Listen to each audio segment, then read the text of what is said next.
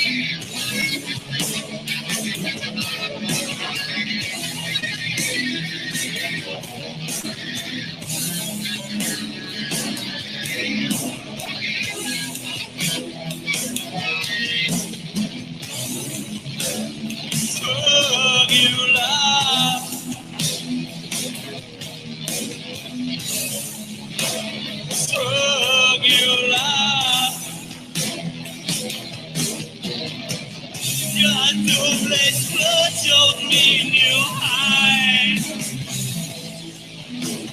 Bloodlust, drug loss, count drugging alright.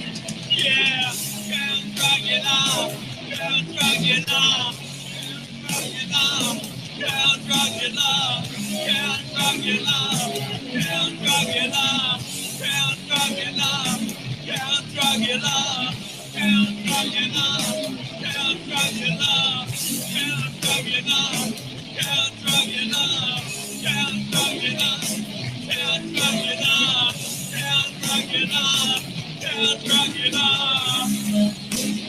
Oh, you love.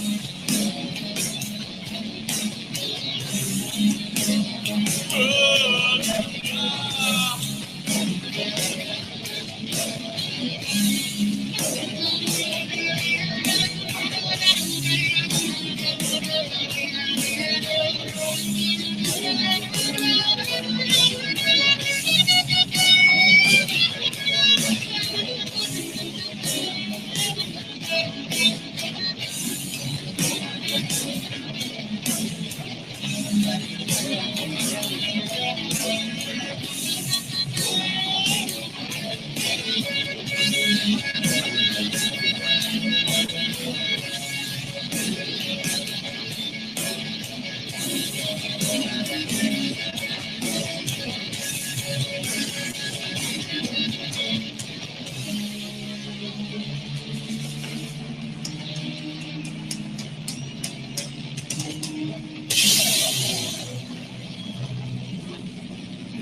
Right.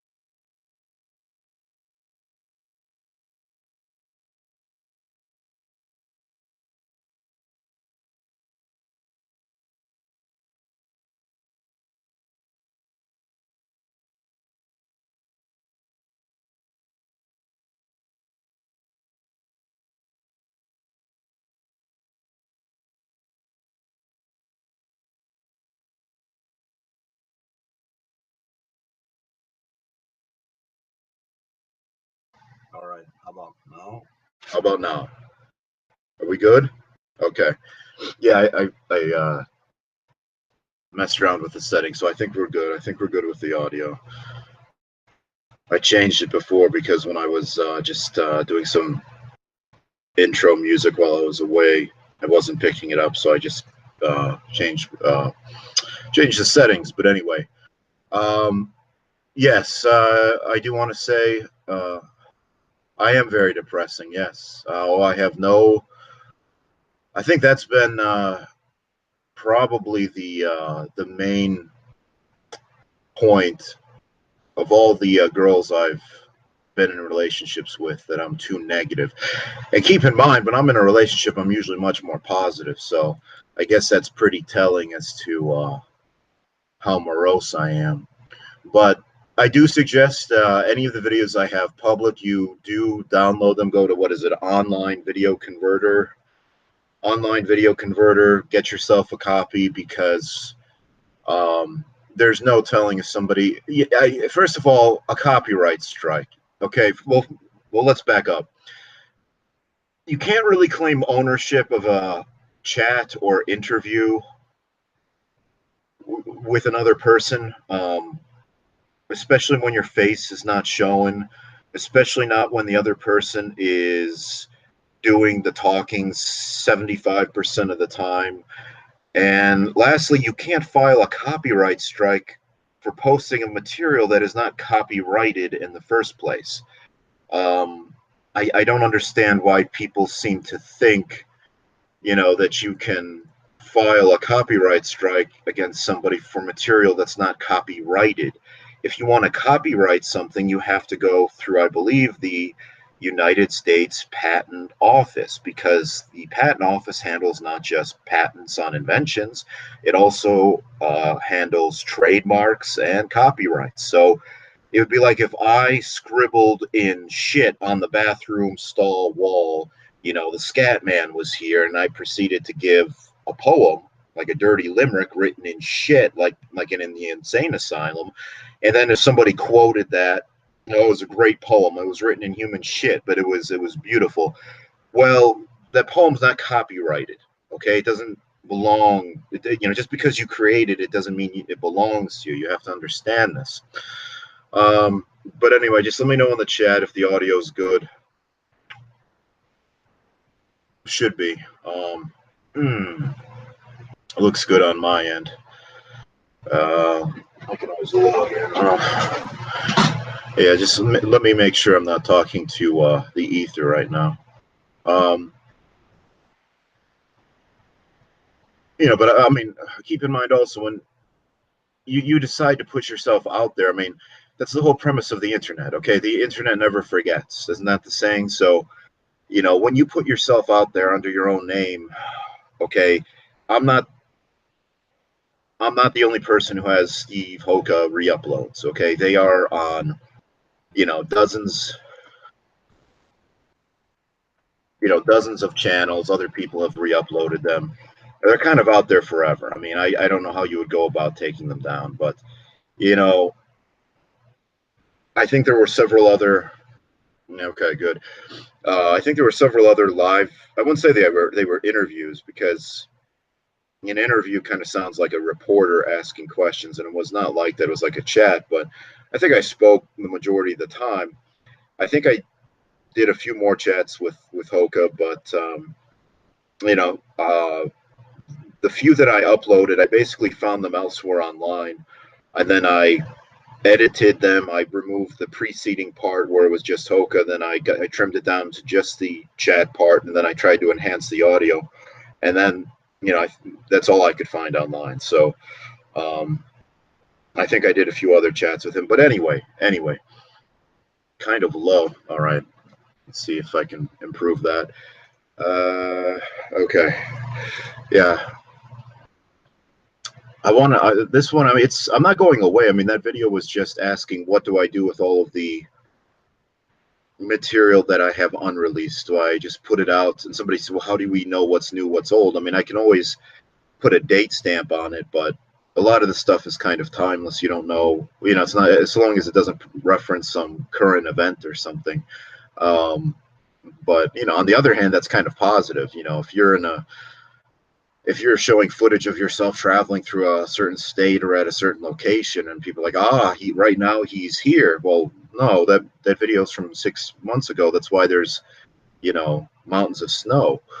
But this one, I mean, it's a reference to the Matrix when Morpheus goes, "Fate, it seems, is not without a sense of irony," and I love these people who they either are so ignorant of their own history or they have no problem with cognitive dissonance that they can hold like two mutually exclusive thoughts in their head at the same time. And it's no better illustrated than like in the current events. And again, this is what I was talking about disconnecting from. I could still do videos walking around. That's somewhat healthy. You're still out there. You're not confined. You're not exposing yourself to more Pat Buchanan moroseness about the loss of a nation. But disconnecting from the stupid shit, the Breitbart, the Amran, all that crap. But these people who, well, if you support Trump, you're a Nazi. Well, these are the same people who celebrate the mass killing, the mass execution, the mass firebombing of Germans in World War II because German patriots were all Nazis. Well, now I guess those chickens have come home to roost. And if you're a nationalist, if you're a patriot, I guess you get now to be slandered with the same brush. And of course, it goes deeper than that. Fate is not without a sense of irony. Indeed, when you think of, Great Britain and how they waged war to exterminate the German people in World War II. I mean, they were absolutely ruthless. They didn't abide by any conventions. There were no, they waged total war, meaning even civilians were not to be spared because civilians were tied up in the war effort. Well, now Great Britain's not so great. Now Great Britain is looking a lot like Pakistan. And the same thing for Russia. People always love to claim Russia's going to be the salvation of Russia's going to be the salvation of the West. And again, these people probably aren't familiar with history, but if history is any indicator, Russia's not going to be the salvation of the West. When you actually read of like the atrocities committed, not just against the Germans, but against fellow Slavs, whether it was the Poles in the Kolyma forest.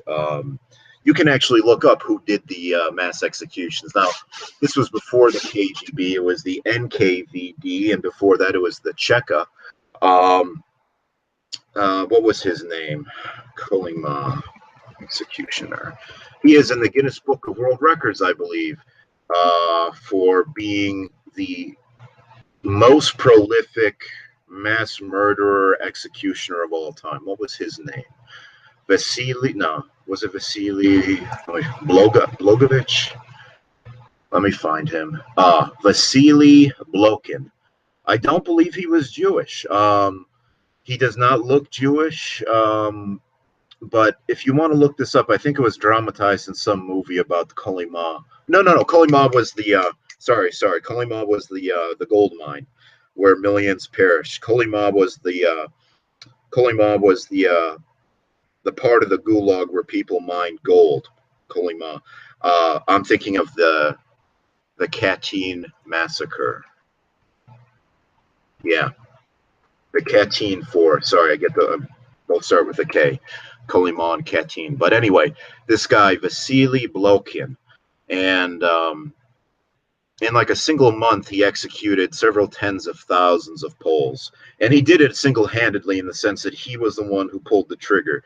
The NKVD agents would bring in people, Polish military commanders, people of the elite of the Polish society, and he shot them in the back of the head, and they were basically thrown out of a tunnel, like in the wall. There were grates in the floor for the blood to drain. Their bodies were stacked on a truck bed, and they were taken out to the forest and dumped into mass graves. So this guy killed single-handedly like 20,000 people in a single month. But anyway, keep in mind the Nemmersdorf massacre, all of these things, right, that the Russians did, but somehow they're held up as the salvation of the West. Well, and that's the great irony. They have still their great, celebrations. May, it was just this past 2 months ago in May to commemorate the end of, to celebrate Victory in Europe Day, VE Day, right? And the Russians will trot out their old, 100-year-old or 90-year-old war veterans covered in, the prize, the Medal of Stalin, the Hero of the Soviet Union Award. Well, unfortunately, your granddaughters they now work in pornography. They now work in the Netherlands in the red light district. It's not Danish women. It's not Western European women who are basically like pieces of meat, like a rabbit in Chinatown hanging upside down from a hook and inside out, who are selling sex in the red light district, in Amsterdam. It's Eastern European women. Okay, that's who it is. So, you can trot out your, 90-year-old veterans from the great patriotic war. You can do that. But at the same time, keep in mind that your granddaughters or your great granddaughters are desperate to get out of your country, and they'll tell you they're working as an au pair in the West. I got news for you. Nobody in the West hires a Russian nanny or a Czech nanny or a Slovak nanny. Nobody wants to teach their children some fucking useless language, okay? You might as well teach them how to speak pig, okay? It doesn't matter. Nobody is teaching their kids the language that belongs to a nation of 5 million people. So that's just what they tell their parents to allay their concerns. They work as hookers or on display in the red light district. And that's so these people, they love to celebrate the triumph of freedom and democracy over those evil fascists. And it's you see it big and small. You see people like complaining that the Negro athletes in the NBA or NFL, they don't celebrate the 4th of July. They don't stand for the national anthem. And it's like, well, they make more in a year than you will in your entire lifetime. And you're kind of the fool for waving the American flag. I mean, you don't see the irony? Like, these Negro athletes make more in a single year playing a sport than you will in your entire lifetime, and you're the one outraged that they're not waving the old glory. It should be you who's not waving the flag, okay? Because you're the one who's being slighted. It's you who's being basically passed over. But the greatest irony, I mean, people call it Hitler's revenge when, you look at the state of Paris and it's just like a bunch of migrants sleeping on mattresses on the promenade. Or you see London and it's like the fucking mayor of London is a fucking packy, and it's, just halal food. I mean, there have been instances where they abduct and rape and then process into halal food British girls. Like, I guess they come from broken families, so they're easily tempted or wooed with the promise of alcohol, or I don't know. I mean, I never understood why a 12-year-old girl would love receiving compliments from a 45-year-old pot-bellied Pakistani man. Oh, he makes me feel so pretty.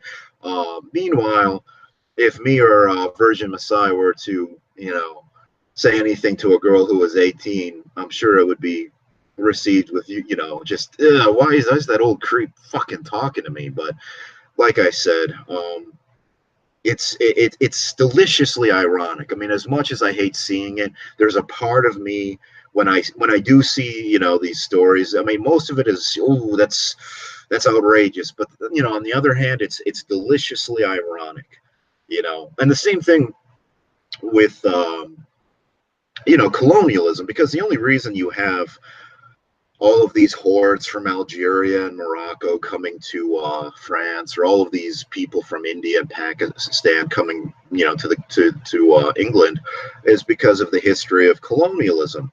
And I never understood why, in say the 1800s, or early 1900s, if you really held in disdain those people, whether they were from Africa or India or Pakistan, if you really held them as being your inferiors, why you would want to have anything to do with them in the first place? I mean, why wouldn't you just sail on by? I mean, I don't know how much in the way of resources were extracted from India. I mean, aside from tea, what did we? Well, I mean, India is not rich in metals. It's not rich in gold. So I don't know exactly, aside from tea, what was obtained from India. But um, it's deliciously ironic. When you look at the capital cities, which were supposed to be the crown jewel of France, the crown jewel of the British Empire was to be London, and it's just turned into a fucking shithole. They've got cameras everywhere. Average Londoners caught on camera like 500 times a day. Fucking camera watches them take a shit. And they're okay with that. They're living 1984, but the same thing in the United States. Everybody is always, this is what passes for victory over on Amran or Breitbart with these people over on Breitbart or American Renaissance, and it's like there was some story. They're rolling back the emphasis on diversity at university campuses, like that. Promotion of diversity was at the behest of Obama, and now they're trying to roll that back. And it's greeted with cheers by white people. Well, I have news for you. That's not good news for you, white people. All that basically means is that now the Ivy League schools, instead of being 22-25% Asian, they're now going to be like 50 or 60% Asian. It's not good news for white people.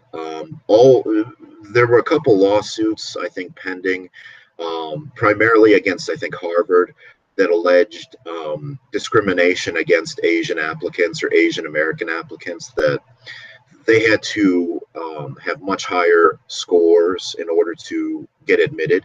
And it was true, but it was done in sort of a roundabout smoke and mirrors way, where these universities were saying, look, we're not discriminating on the basis of race. We're evaluating candidates holistically.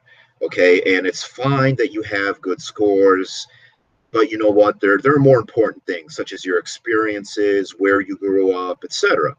And if you now kind of are cracking down on that and you do make it a pure meritocracy, I got news for you. That's not good news for white people. That just means the best schools are now going to be even more Asian.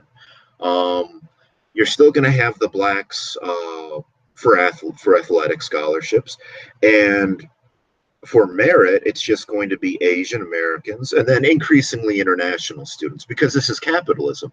And again, that's a thing that always gets to me. All of these people who are criticizing whatever, Antifa or these protesters, oh, they're socialists. Why are you defending capitalism when you don't have a pot to piss in? Okay, it's these people over on Breitbart or American Renaissance. They don't have two nickels to rub together, and yet they're the ones, oh, those damn communists, those damn socialists. Okay, well then don't complain when Jeff Bezos is the richest man to ever live, and his wealth exceeds more than the lower 99% of all Americans combined. I mean, don't complain about that. You can't have it both ways. Okay, you can't be for capitalism and then bitch and moan when your job gets outsourced abroad to some foreigner, to some international. You can't complain and kvetch when your kid doesn't get into university because a Chinese national who can pay more money, doesn't need a scholarship, can pay full freight, can pay full out-of-state tuition, gets the slot. I mean, if universities exist to make money, isn't it in accordance with the rules of capitalism to take whoever can pay the most? I mean, if I'm trying to sell, this little gourd thingy here that I have on my desk, if somebody's willing, if my American compatriot is willing to, only pay me $5 for this dried up gourd, and some Chinese national is willing to, pay me $50, shouldn't I sell it to the foreign national? I mean, that's assuming we don't have nationalism. That's assuming that the highest principle that's operating, that's at play, is capitalism. So it just amazes me. These people who, for the most part, are dirt fucking poor and they're celebrating capitalism. Well, okay, I guess enjoy your, you know, what did the tax break for the middle class do from Trump?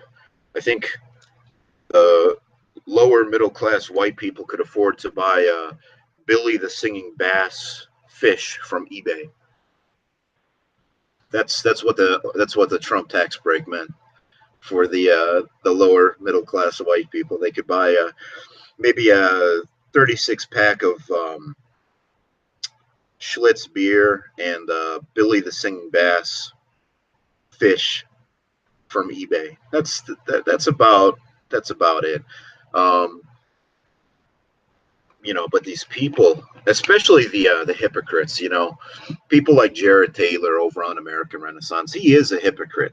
He's trying to sue Twitter for, I think, YouTube as well, because they kind of censor his videos, and then Twitter, I think, deleted his account. At the same time, if you try to post certain comments over on American Renaissance, they will moderate the comments, they'll delete them, they'll ban you. So it's interesting, Mr. Taylor. You don't like when Twitter refuses you service, but you also don't like it when people post comments that you don't like on your site, on your platform. And these people, just the hypocrites. But yeah, the biggest thing is, until people recant the celebration or this jubilation about, yeah, we defeated fascism in World War II. Until you admit, wow, maybe those fascists were just patriots. Maybe fascism just means nationalism. Maybe it's not really such a dirty word. Well, now I guess if you voted for Trump, you're a fascist. Isn't that kind of ironic? Isn't that kind of deliciously ironic? The same way that Americans in the 40s were taught to see any Japanese nationalist, any Japanese patriot, any Italian patriot, any German patriot as a fascist. Well, now the left is using those same tactics against you. That's kind of ironic, isn't it? That's kind of ironic. So if you're for putting your own people first, rather than, people who've never been here, they've never worked here, they've never contributed anything, and you say, well, maybe we should be looking after our own people first, that makes you a fascist. And hey, like I said, that was the same logic used to whip up hatred against the Italians, the Germans, and the Japanese. They were trying to put their own people first. The Germans wanted to bring all ethnic Germans from, whether that be Austria, whether it be from the Sudetenland, bring them all into the Reich. But that was wrong, okay? That was wrong. How dare they try to bring all ethnic Germans into the Reich? The Japanese had very limited resources. That's why they tried to branch out into Manchuria and things like that. And that's wrong. They can't put their own country first. Why don't they think about the poor Chinese? Come on now. So now if you try to advocate, well, what about our people? Yeah, well, what about your people, fuckface? What about them? Now you're a fascist. You're a fascist. So it is kind of deliciously ironic when you see this. And but these people, they don't realize that capitalism is the problem, and they'll still be celebrating like, well, these entitled brats, they don't appreciate the wonders of the free market.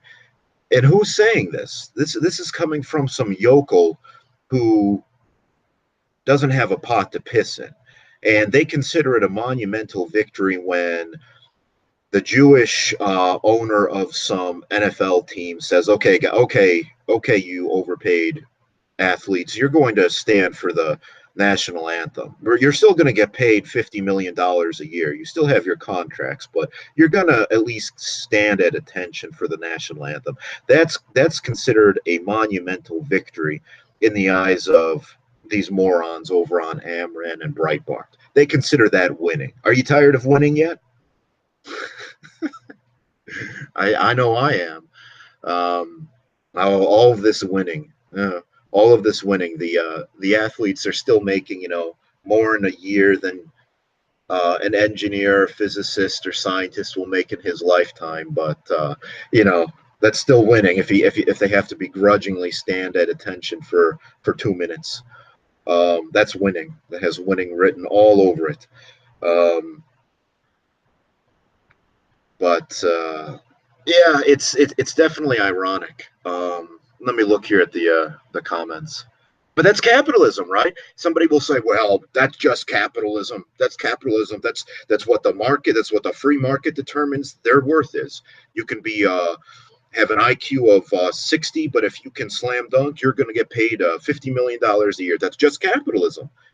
Okay, well, all right. Then I wonder why more people aren't going into STEM. Maybe because they're not idiots. Maybe because they realize it's not worth it. Um, but these people who defend capitalism when they see these excesses and this insanity, no, capitalism is the problem. Okay, yeah, it is. It is the problem. Or they complain about jobs being outsourced. Like, can you believe this? People have to train their replacements. Yes, that's capitalism. If the highest calling, if the highest standard or the most lofty ideal in a society is just making money, don't complain when people try to do that. Okay, if you teach people from infancy to worship the almighty dollar and that there's nothing more important, i.e., a common language, uh, having a family, traditions, national heritage. If there's nothing more important than the almighty dollar, then don't complain when they throw your ass under the bus or they throw your neighbor under the bus in order to save some money. Because people have been taught from birth that the almighty dollar is the most important thing. And then also don't complain when your birthright or what you think is your birthright is sold out from under you. Okay, when you look around and all of the medical personnel are foreign born and your life literally rests in the hands of a foreigner who probably kind of harbors these resentments toward white people for alleged historical wrongs. When your life hangs in the balance, and you have to entrust your life to a foreign born person, who probably has been kind of taught to hate white people, whether they're for colonialism or exploitation. Oh, maybe that's not so good. um, but yeah, don't complain when you send your kid, you try to get your kid into a good university, and they're not having it. Sorry, your kid can't even get into like the flagship university of the state system, the public state university. He's going to have to lower his expectations because couple of reasons. One, if you entrust your kid to the public school system, he's going to get a pretty shitty education. um, you listen to the educators. You thought your kid was getting a good education, but they lied to you. They lied to you. Your kid was getting a shitty subpar education. You're lucky if your kid maybe takes AP calculus as a senior in high school. Meanwhile, the Chinese are at the same level 3 or 4 years earlier. Okay. And then secondly, not only have the Chinese students been better prepared at the primary and secondary levels, they have more money to pay. They have their middle class is larger than the entire population of the United States. So they have tons of people who are willing to pay full freight. And if you abide by capitalism, and capitalism basically means that I can stand outside the schoolyard and sell heroin to your children. That's capitalism. Capitalism doesn't have a moral component to it. Okay? Capitalism is blind. It's like Lady Justice, completely blind. In this sense, capitalism is even worse. It's deaf, dumb, and blind. Okay, it makes no judgment. Capitalism passes no judgment. Okay, it's deaf, dumb, and blind. It's mute. It's like a mute retard. So capitalism means I get to sell heroin to your children at the playground. Okay, and if you try to restrict me, you're encroaching upon pure capitalism. Okay. And maybe I do it in a very, what you deem sinister manner. Say I make these drugs. I get your little kid hooked on drugs, but I do it in a very sinister way by kind of packaging them in really kind of fun, funky colors. Maybe I give them like a Pokemon color scheme. Maybe I give them like a superhero scheme. Sort of like how the cigarette industry did it to get kids hooked. They use like Smoking Joe the camel. Using an animal mascot to sell cigarettes.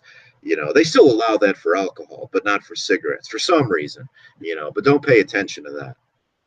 Don't pay attention to that. Just know that if you drink Smirnoff vodka, you're gonna be going to ballin' parties in New York City with lots of pretty women. Okay, just know that. Grey Goose too. Grey Goose is good too. Grey Goose will definitely make sure you go to the top parties. Okay. Instead, no, in reality, you're sitting in a dark room drinking alone, but just let them portray, just let them portray alcohol abuse in a favorable light. But anyway, so you can't simultaneously defend capitalism and then bitch that, wow, there are 6,000 Chinese nationals at the University of University of Illinois, Urbana-Champaign. You mean like 20% of the population comes from China? Like, isn't that a little excessive? No. What are you, a fascist? Who said your institutions exist to serve you? Okay, that's a fascist way of thinking. Okay, we live in a capitalist society. Just because your ancestors built those institutions doesn't mean those institutions exist to serve their descendants. No. That would be a fascist way of thinking. Okay, and that just won't do. That just won't do because, as World War II showed us, fascism is bad. Okay, fascism is bad. You can't advocate for your own people, bro. Okay. What made you think you could do that? So, these people, they can't understand that the root cause of all of their problems that they face, whether it's outsourcing of jobs, increase, and it's not just that, people love to say, how is the West being colonized? And they do it in this like snarky, incredulous tone, like white people can't be victims of racism.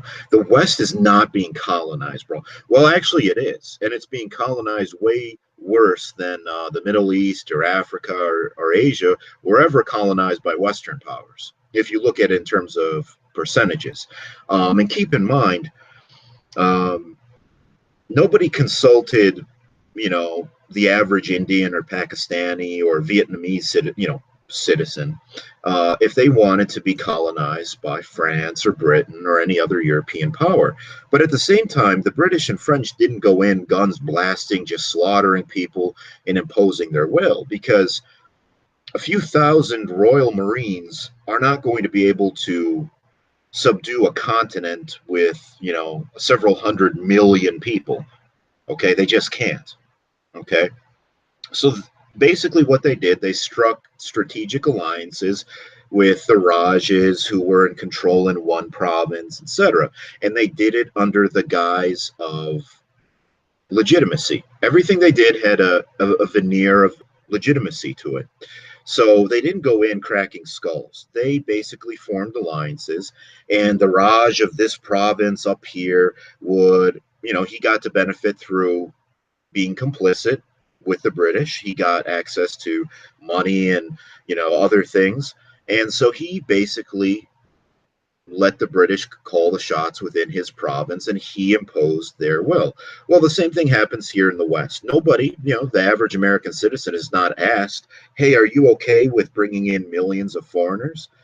But the elected officials who claim to represent the will of the American people, they're the ones who decide that. The college administrators get to decide that.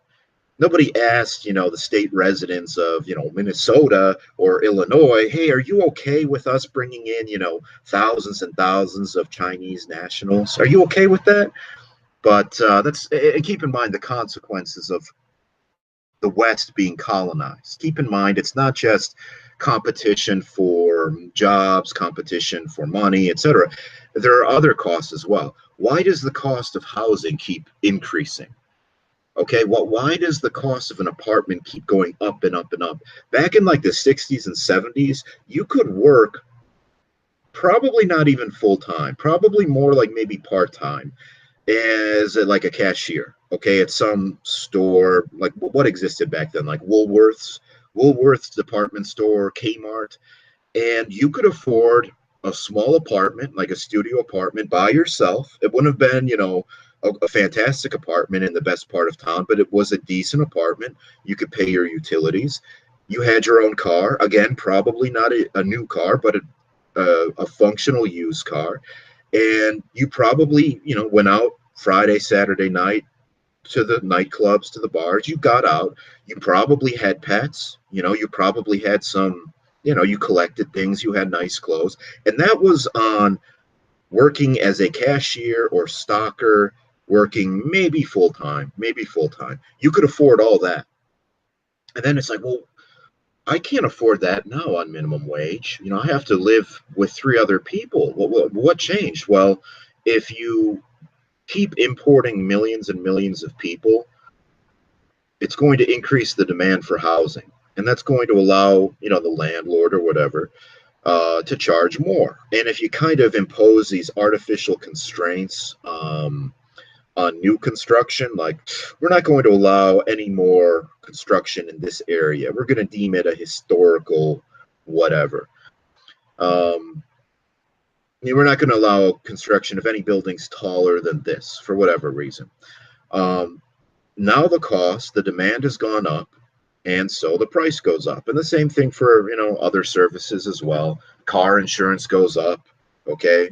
Because it's your fault, that somebody comes here and they can't drive, and maybe they're not insured, so you have to pick up the slack, okay? So keep that in mind. But these people who are the ardent defenders of capitalism, they can't understand that capitalism is the source of all their woes, okay? Because at its heart, capitalism tells people that it doesn't matter if you screw over your blood brothers. It doesn't matter if you screw over children. It doesn't matter if you corrupt people's minds or do whatever, so long as you make a profit. Okay, like I said, capitalism is blind. When they talk about college admissions or financial aid being need blind, well, capitalism is deaf, dumb, and mute. It makes no judgment. Okay, the only important thing is, did you profit? Did you make a profit? And keep in mind certain things too. I mean, it's difficult for people to conceive of an alternative system because things here are so deeply ingrained, like they're just taken for granted. For instance, the idea that you can profit without doing work, okay? Real estate speculation. People love to brag, oh, they bought a house in LA or in the Bay Area back in the 60s before the Silicon Valley boom. And they bought like a bungalow for, I don't know, $30,000. And now they can sell it for $3 million. Well, you didn't do any work. You didn't actually create anything. You didn't improve upon it. You are just the beneficiary of circumstance. For the same reason, people, if they buy a house and the market value of their house plummets because the government decides, hey, we're going to open up some Section 8 across the street. What do you think of that? What do you think of that? How about we bring in some urban youths and we're just going to scatter them in this suburb? And now the value of your house has plummeted. You didn't do anything. It's not like, you burned your house down or you smashed the windows. You didn't do anything. But now your property is worth less just because of the circumstances. So it's the same thing with the stock market. Okay. And again, people are like, well, what's wrong with the stock market? Like that's been part of, American, the American economic, that's been the backbone of the American economic system for, well over 100 years now. What's wrong with that? Again, it's so deeply ingrained or just taken for granted that people can't step back and really just kind of see the big picture. And what does that mean?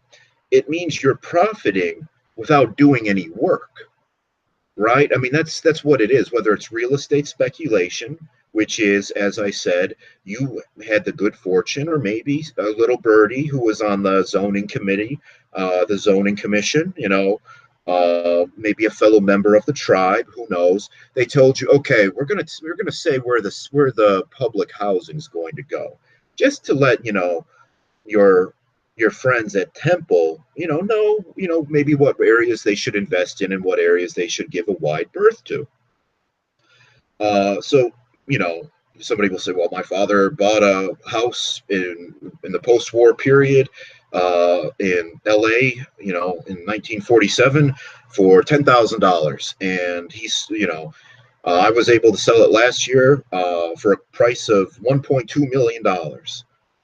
Okay, so you were able to make such an outrageous profit without actually doing any work, without doing any work. You didn't create anything. For people saying, oh, you need to go into STEM's the only thing that creates value. Well, not really. I mean, even a poet or an artist or a novelist, at least they create something. They create something more than a real estate profiteer, somebody who just sat on a property, and just by circumstance, that things sprung up around them because of mass immigration, because of the tech industry, etc. Now their property is suddenly worth more, and they love that. People love that. They're like, I made a profit of 10,000%. I have a markup of a factor of 100 on my property. Can you believe that? And then at the same time, these people will bitch and complain when Uncle Sam decides, you know what? I think some Somalis would fit in real good in this suburb here in Minnesota, in Minneapolis. I'm going to put some public housing right here. I'm going to make it easier for people that, you wouldn't want to be neighbors with them. Well, the government says that you are going to be neighbors with them. And now the value of your property has dropped like a stone, and nobody's going to, give you the market value for your house because they don't want to live around a bunch of violent immigrants. And people will complain about that. Well, you can't have it both ways, okay? You can't make ridiculous profit when things work out. It's sort of like being a fair weather friend. You can't, celebrate the fact that you made out like a scoundrel or a bandit, making 100 times what you paid for a house just because things sprung up around it, and at the same time, on the other hand, complain that the value of your property is driven down artificially because the government decides to airdrop a couple hundred Somalis in your neighborhood. Okay, that is capitalism. Your fortune is not based on what you do or what you create or what you contribute. It's tied up to circumstances outside your control. And that's what the stock market is too. Everybody, so they have, different retirement funds, whatever, 401, Roth IRA, all these accounts, right? And at the heart of it, you don't have to get into the minutia at like an accountant or a portfolio manager. But what it comes down to is you're profiting without doing the work. And that's at the heart of it. At the heart of it, that is what is behind real estate speculation. That is behind the stock market. You profit without doing any work. And I'm sure you can envision a society where that is verboten, where that is seen as something beyond evil, something that would never be considered. I mean, we know, for instance, that when it comes to interest, people charge interest, credit cards, etc. We take that for granted, like that's normal. Like you lend people money and you charge them interest for the privilege of doing so. But that's not universal. For instance, Jews will not charge interest to fellow Jews when they lend them money. They will lend them money without charging interest against a fellow member of the tribe. Only against Goyim do they charge interest. And the same thing for Islam. Islam does not allow people to, they explicitly forbid the practice of usury. Okay. And I think that extends even to non-believers. I could be wrong, but I think according to Islam, they do not permit usury, meaning if you loan somebody money, you cannot accept interest. Okay. Now let's take that one step further, because all of these oil states, these Gulf states, they are big economic players. Okay, they have a lot of investment companies. They have, people have this idea that they just strictly do oil. No, no, they take their oil money and then they reinvest it. They have, very large portfolio companies that they invest strategically in different things. Saudi Arabia does this, etc. I think Saudi Arabia has what, a controlling share of Twitter. Okay, most people don't know that. Well, let's take it one step further, right? So if lending money with interest, usury, the practice of usury is forbidden, you could conceive of a society that does not allow people to profit if they don't actually do the work, if they aren't creating something of worth or of value. Okay, you have, here in this society or any society that permits investment, okay, and that includes even, Islamic societies, people make a profit without actually doing any work themselves. And, I'm sure you could conceive of some alternative society where that is strictly forbidden. Let me see here.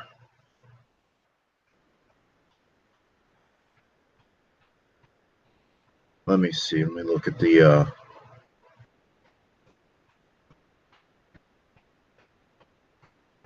let me look at the comments here. I've been ignoring them.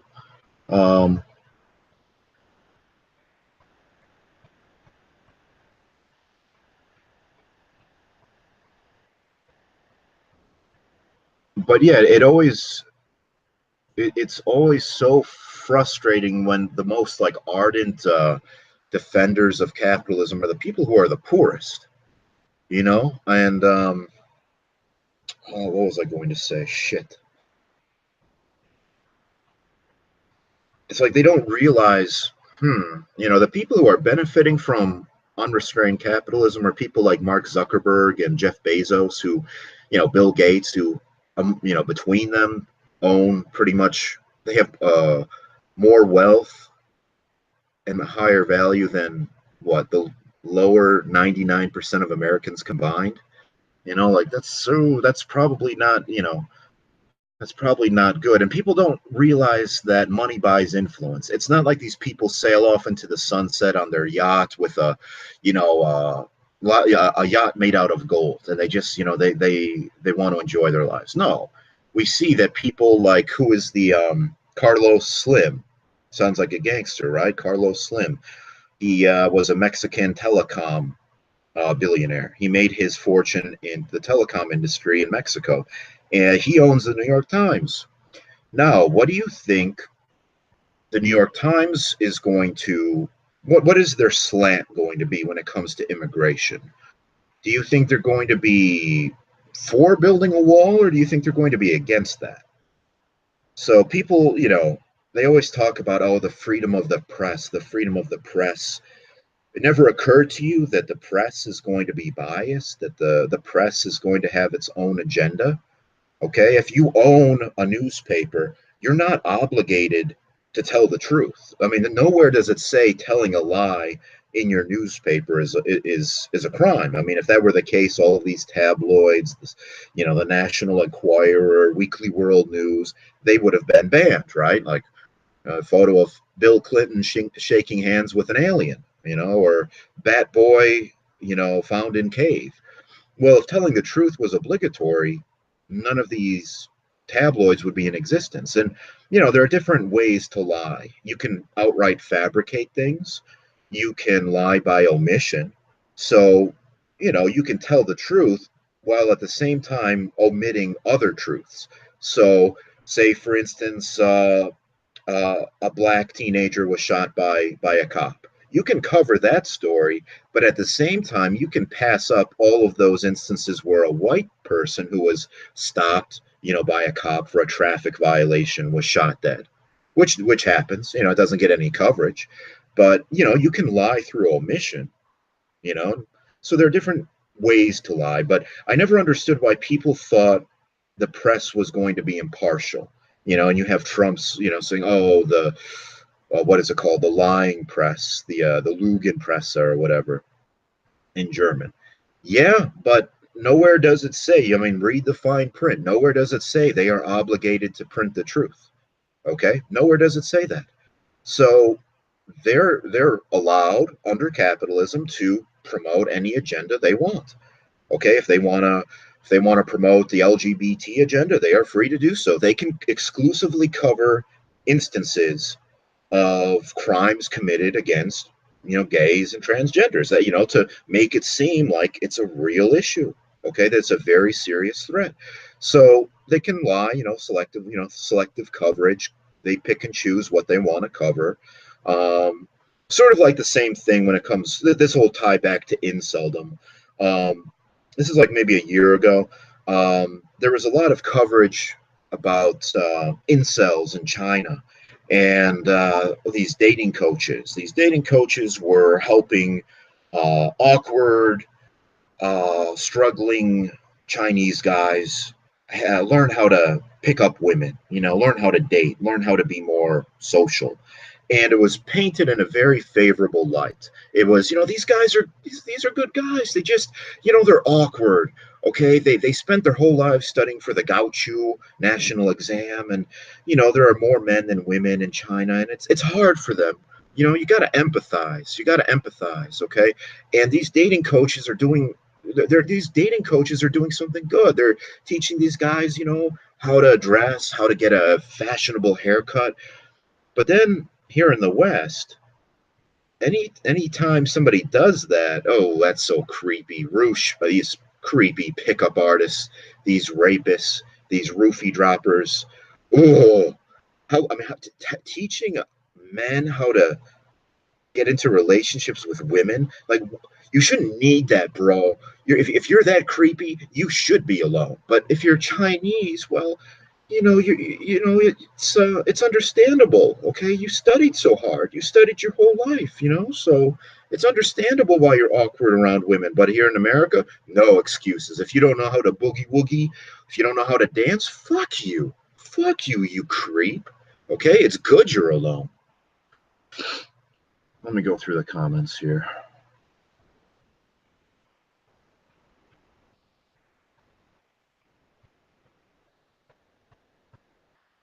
Wild Bill says, when I was out at a bar the other night, I saw a nice young white girl on a date with yet another Abdul Indian looking guy. Yep.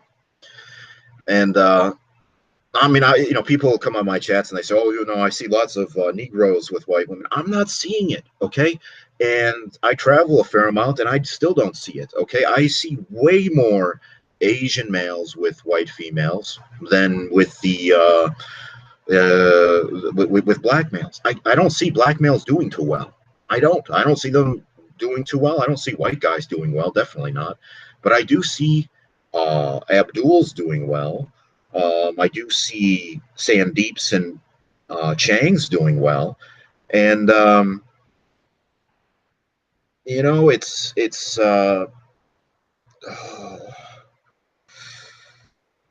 these people who are so delusional. Like I said, I got to give that example of Roosh. You go on his Twitter page, right? And what does he have? He has a link to a Return of Kings article. And it's like 2 signs a woman will cheat on you. And what photo does he choose for the article? He chooses, apparently this is set in Japan. And it shows a Japanese woman in bed with a white male. And coming in the door is presumably the Japanese woman's husband, like coming in from work. So the message is the Japanese woman is cheating on her Japanese husband with the white guy, the white man. And I think Roosh had just tweeted something earlier saying something like he had been in a restaurant and the restaurant was filled with Asian couples. And he made the claim that Asian women were making serious eye contact with him. That these Asian girls, and he said, do Asian girls have a thing for Persian guys? And this is the delusion that this guy lives in. No, the reason they were staring at you, Roosh, is because they were fucking terrified of you. They were terrified of you for two reasons. One, you're not Asian. Okay, you're a swarthy looking fucker. And two, they thought, yes, this is America, but hey, this is an Asian restaurant. Or hey, you know, you're not so, Americans aren't supposed to be here. We've bought them out. Okay, we've bought them out. We've bought them out. So what is this non-Asian doing in my establishment? They weren't fantasizing about you, Roosh. They went home and had sex with their Asian boyfriend or husband with his 2-inch pecker. And if you think Asian women care if somebody's got a bigger dick, no, they don't. No. No, all the masculinity and bravado, that's a turnoff for them. So they're perfectly happy with their Asian view with his, limited endowment. Okay, that's not an issue for them. Okay, only in America is it about having the biggest wang. Okay. Somebody says here, I saw a skinny Asian nerd with 2 hot girls at the gym today. Yep. That's why I stopped going to university gyms, because it was so fucking disheartening. And it would be even like the attractive, like the fit Asian guys, the Korean guys usually, who are pretty shredded, they would be alone, and it would be a goofball Asian guy, usually a Chinese guy, real scrawny, tubby, and he'd be the one working out with girls. And it just blows your fucking mind. It just blows your mind. So a lot of these white guys are still clinging on to this delusion that they're king of the mountain. Like, well, we may not be the best, but be grateful you're not an Asian guy. Am I right? No, I'm actually more jealous. No, what is the term? Envious, I guess is the term. Envious of Asian males than of black males. I mean, no, I'm not envious of black males. I'm envious of Asian males. Asian males seem to be doing way better. Asian males seem to be doing way better, and yes, they are getting white women, and they're getting pretty attractive ones. So, I mean, you can speculate what the cause is. Is it white men have been painted with such a brush of evil, and nobody wants to have the spawn of Satan, right? So, you don't want to get with a white guy. They have all that privilege and all of that baggage of colonialism and abuse and exploitation. Oh, get with the Asians, because they were exploited, and Hollywood never casts an Asian man in a role. Isn't that unfair? That's so unfair. All those white men be feeling entitled to Asian women, while the way to get back at them is to date a 5-foot tall male from China. That makes sense. Yeah, I mean, I don't see black males. People say, well, you're just not in the right area. I don't know. New York City, parts of New York, we've got a fair number of black males around here, and I'm not seeing them with women. I see them at the mall alone. I see them at the mall with other males, or with maybe a very unattractive black female. It's these goofballs, these kind of mystery meat, kind of in between black, kind of in between white, Asian or Arab, or from parts unknown. Okay, from parts unknown, let's put it that way. These are the guys I see with women. Okay, they're and moreover, they're not the masculine types. Do you occasionally get masculine Asian males? Yeah, usually I've seen they're Korean. But it's not those types who are with the women. It's the goofballs, the effeminate types. And it's the same thing with the Indians. Are you seeing these 6-foot tall Gurkhas, these, the Sikhs with the turban, the upper class? No, it's usually the fucking, the goofballs, the guys who you would think would be doing IT call work. IT, hello, this is Bob from Kansas. How can I help you today? I'm pretty sure you're in Mumbai, buddy. These are the guys I'm seeing with women. So I don't know if it's that they're non-threatening, they're losers, they're physically unintimidating, but it ain't the Tyrones and it ain't the Chads who are doing well.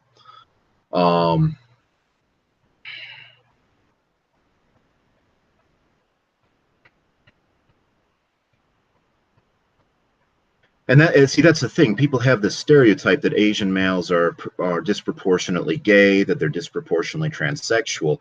They may be effeminate. They may be really lacking in the masculinity department, but you would like people you would swear, oh, they must be gay. That Asian guy must be gay. No, he actually has a girlfriend. He's incredibly effeminate. He's incredibly androgynous, and yet he's not gay. That's what really is kind of shocking. And I get, those chickens have come home to roost, I guess, because I had this history teacher in high school, and I think he was talking about his father was in World War II, and he recounted how his father talked about how I guess his father had served in World War II, and he talked about he was stationed in Asia and Japan, the Pacific Theater after World War II, and about how Japanese women who had been, they used to be the geishas, and they were pretty much like, in order to survive, like to avoid starvation, they basically had to resort to being prostitutes for the occupying GIs. And, it's kind of become a staple in pop culture, right? Like, what was that movie, Full Metal Jacket? And that line in Vietnam where it's the prostitute and she's like, me love you long time. That's from that movie from the 80s, and it's about the Vietnam War.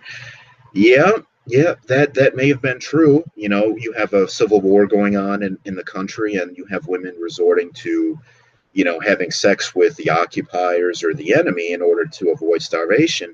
And now it's your daughters who are bringing home a Chinese fellow, who are bringing home, a Korean guy or a Chinese guy or an Indian guy.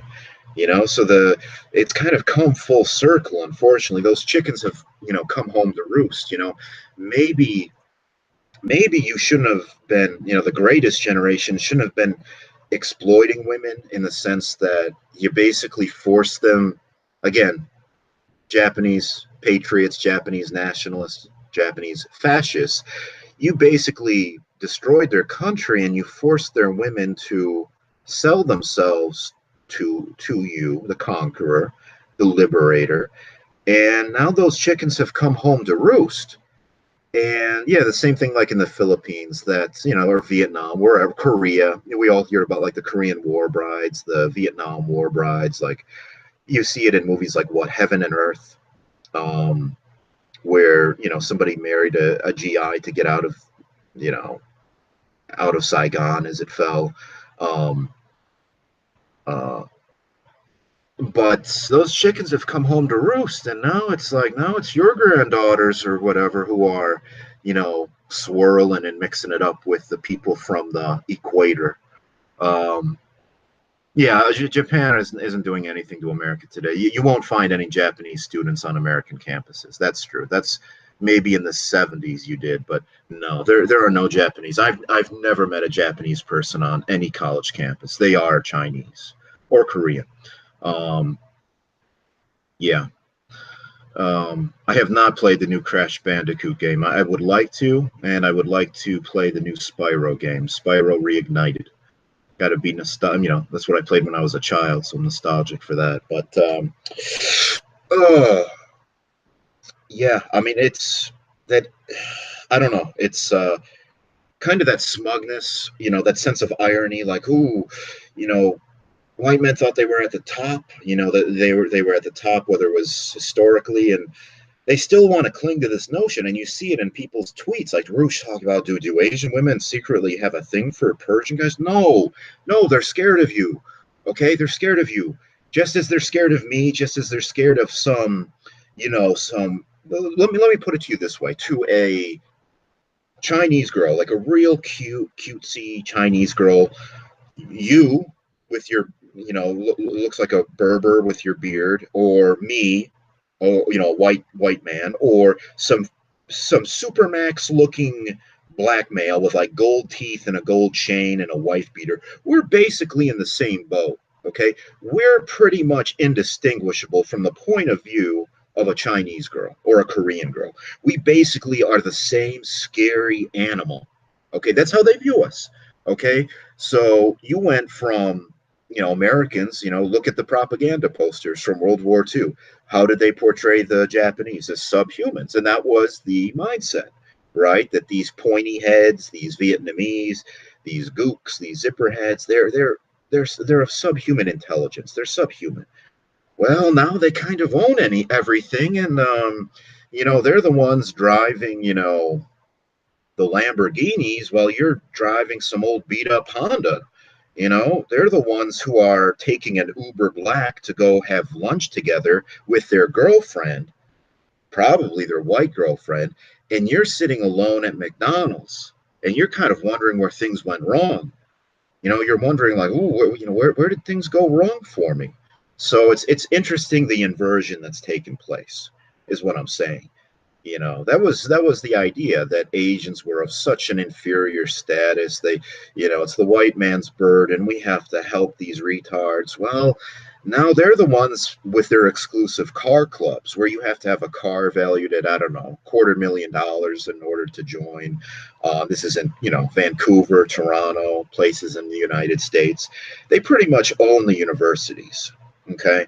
So like I said, your kid, and the baby boomers can't really understand it because it's either the baby boomers' children or grandchildren. We're kind of getting to the point it's going to be their grandchildren. So imagine if you talk to like a college student in the United States back in 60, 68, 69. And these were the baby boomers, right? They were college students. They were protesting the Vietnam War. They were members of the Students for a Democratic Society, right? If you told them that in 50, 60 years, 50 years, their children or grandchildren would be struggling to get admission to their very own universities, and it would be the grandchildren of the Chinese who would be dominating Harvard, Princeton, Yale, even the state schools, even the top state schools. They would have laughed at you. They would have called you crazy. And these were not reactionary people. These were, hell, even liberals. Even liberals, the people who, Students for a Democratic Society, Get Clean for Gene, all of those people who would have voted for, Bobby Kennedy. We're talking leftists.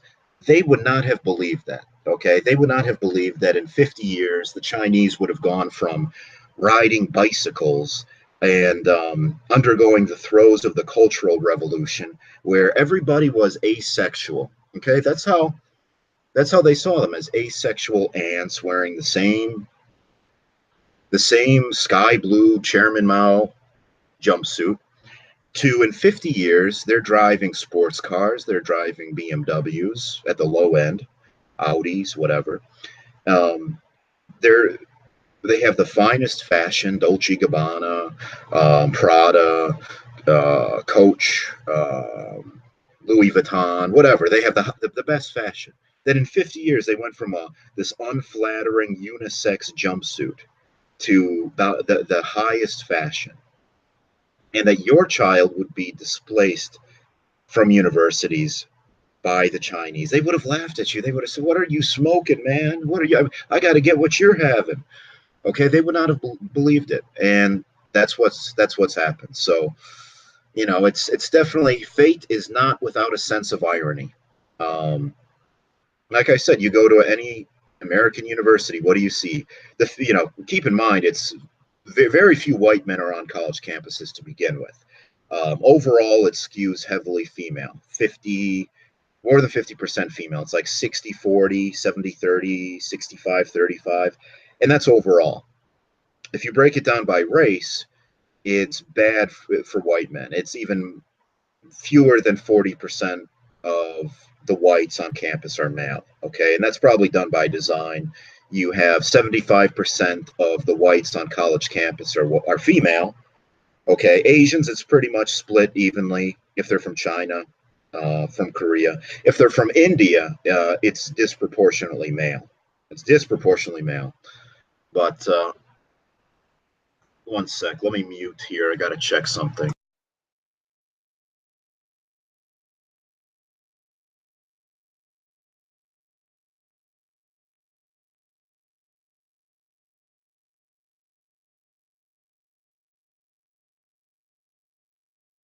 Yeah, I just wanted to check the time. But